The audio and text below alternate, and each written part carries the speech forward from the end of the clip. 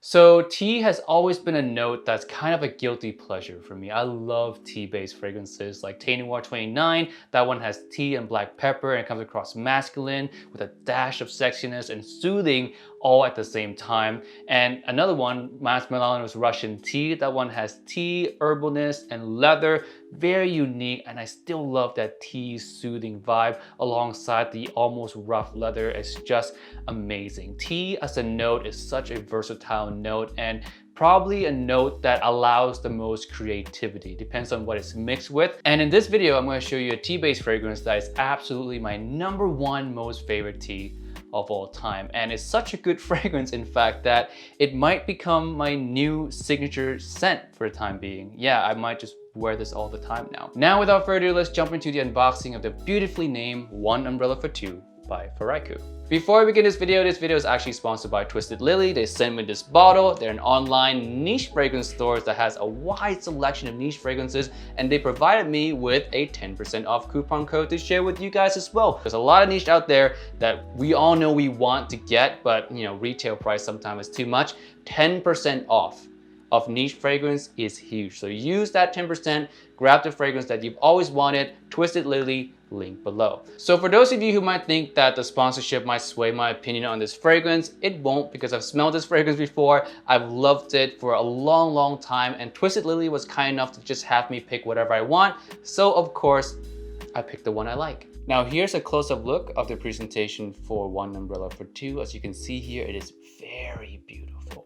God, the artwork on this, the fact that you can see inside the box with the fragrance itself is very well done. I don't think words can explain how beautiful this is, and if it looks beautiful on camera, it looks even more beautiful in person. Open the lid up and you find the fragrance sitting inside like so. This is the full bottle. There's a travel spray right here as well. This is the extra cap for the bottle, I'll show you later, and this is the cap for the travel atomizer. Oh, looks interesting. This looks bigger than this. How do they fit? I'll show you. First, let me show you a close-up of the bottle. As you can see here, the cap has a very beautiful art design on there. The attention to detail in these are phenomenal. In the front of the bottle, you get the name of the fragrance. On the back here, you actually get a little poem. Our eyes rise to the sky.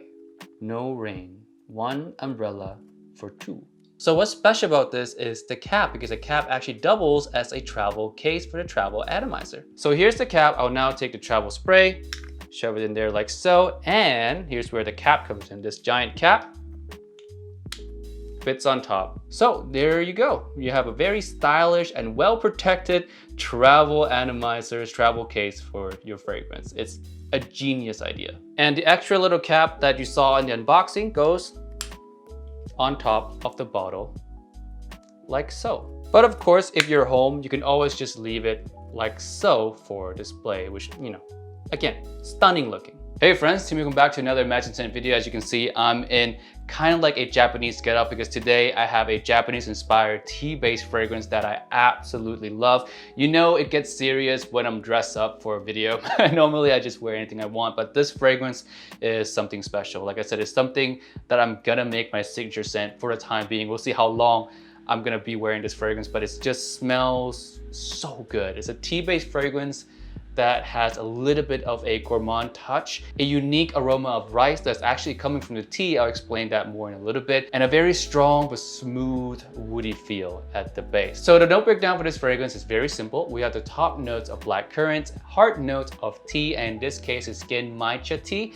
I might be butchering the pronunciation, but basically this tea has a green tea-like aroma, a fresh green tea-like aroma with a dash of rice. Yes, it has a rice aroma to it, which makes this fragrance just feel light, slightly bit powdery and fluffy all at the same time. It's just a really nice touch and a very unique smell to be added with the tea. In the base note, we have cedar, and the cedar is not gonna come into play until much later on in the fragrance, but you do feel a strong sense of woodiness in this, which makes this fragrance feel way more unisex, actually leaning masculine at times rather than leaning feminine. So in the opening of this fragrance, you're gonna get a big blast of black currant mixed with that tea and the rice aroma. The cedar wood's gonna be a touch in the background. You still feel a slightly bit of woodiness, but the slightly bit of a powdery, ricey aroma is going to be covering a lot of that cedar wood until much later in the dry down. Here, the black currant mixed with the tea actually comes across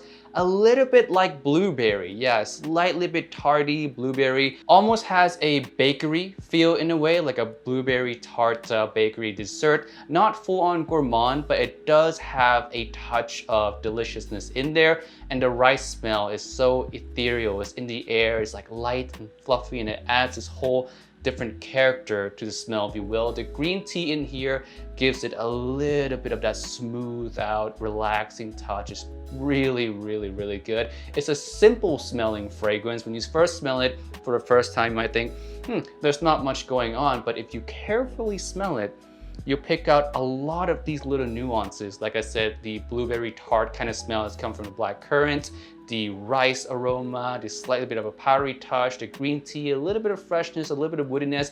It's a lot of nuances, masterfully layered in ways that just work so well, in ways that comes across simple, but at the same time very artful. And it smells just fantastic. It's very nicely balanced, and it's man, I really cannot convey how beautiful this thing smells. I'm wearing it right now. I'm actually wearing like 6-7 sprays of this because it is a lighter fragrance. We'll touch on the performance later on, but it's beautiful. It's one of those scents that I want to smell all the time. It's not a type of niche fragrance that is artsy and unwearable. We do get a lot of those in the niche world. This one is artsy, but infinitely wearable. It's signature scent worthy because it's just so versatile. If you're willing to rock a tea scent, you love this kind of soothing tea feeling, this one is just beautiful. And off the top, when you really get the full blast of the black currant, you really get the full layering effect of this fragrance. It's just one of the most pleasing and most memorable opening that I've personally ever smelled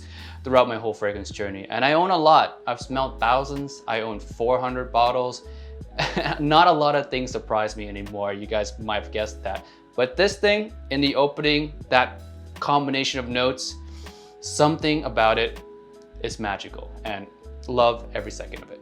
Now, as this thing dries down, the cedar wood comes up more. The little bit of powderiness at the opening kind of fades away. The rice aroma is still there. The rice feeling is still there. Just a bit of powderiness at the top goes away. The black currant takes a little bit of a back seat, and the cedar wood, the woodiness, it comes across much more strongly. So this is where this fragrance smells the most masculine. In the opening, when you smell it, might smell unisex, like a girl can wear it too, a guy can wear it too, but the more it dries down, the more masculine it feels. And it's at this point, when I smelled this for the first time, is when I thought to myself, yeah, I want to smell like this all the time. A really nice, soothing, almost regal tea fragrance with a touch of sexy gourmand and a really nice, like masculine, woody cedar base. It just smells so phenomenal. In the far dry down, believe it or not, the fragrance actually gets more fresh. The green tea actually shines a bit more now that all the heavier notes are like fading away.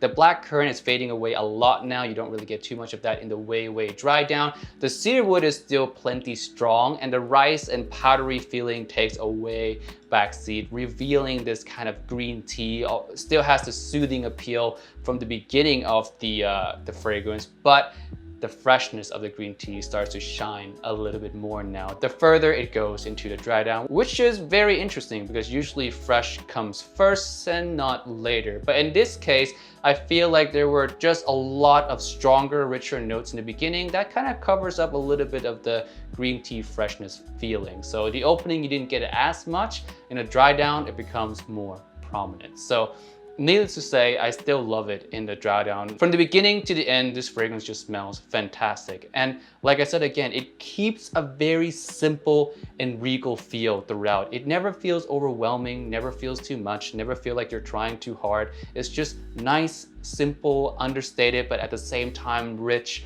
and powerful. And the richness of this fragrance doesn't come across thick, doesn't come across bassy or syrupy. It's really nicely balanced, loosened up really well to still give a rich, regal feel without having it be too much, too thick, or too aggressive. Now on to the performance. How long does this thing last? This thing actually lasts quite a bit of time on my skin. I get around 7 to 9 hours every time I put this fragrance on. Projection is where it's a little bit more subtle, but in this case, I really don't mind because I don't want a soothing tea fragrance to be projected everywhere. I don't think that's appropriate. I don't think that fits the theme of the fragrance. I like the soothing, regal feeling. And when you pair that with the modest projection that this fragrance has, it actually adds this kind of like attractive mysteriousness to the fragrance, if you will, where only the people that are in your personal circle, maybe standing in front of you, will be able to get the hint of the scent. And to me, that's a lot more attractive than someone smelling your scent, especially a scent that's supposed to be more on the mild side from far away. It kind of ruins the whole atmosphere of the scent. On to versatility. In terms of season, I would say this one is more of a spring season. If I were to slap a season onto it, it's a little bit too rich for the summertime. I would not want to wear this in the dead heat of the sun.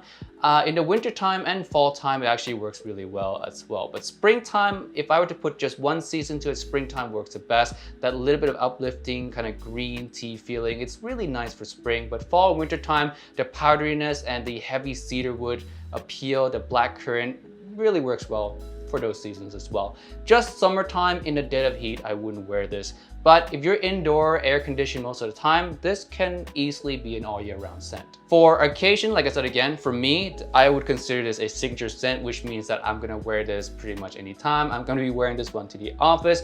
If I had a date, I would wear this one on a date. But if I have to pick an occasion that fits this fragrance the most, I would say it's formal occasion. When you dress up, suit and tie, or maybe you're wearing a kimono, when you're in Japan, this thing just, it fits perfectly because of the, like I said again, soothing, royal, regal kind of feeling that this thing has. It fits well in a suit. But for me, it is signature scent. I'm gonna wear this everywhere.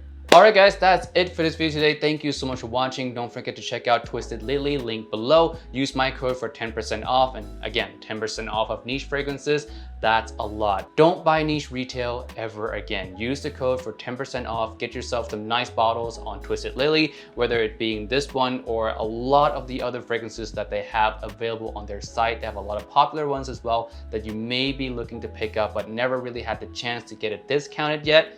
Use my code for 10% off and get yourself a really good deal. With that being said, thank you so much for watching and I'll see you guys in the next video. Peace out. Bye.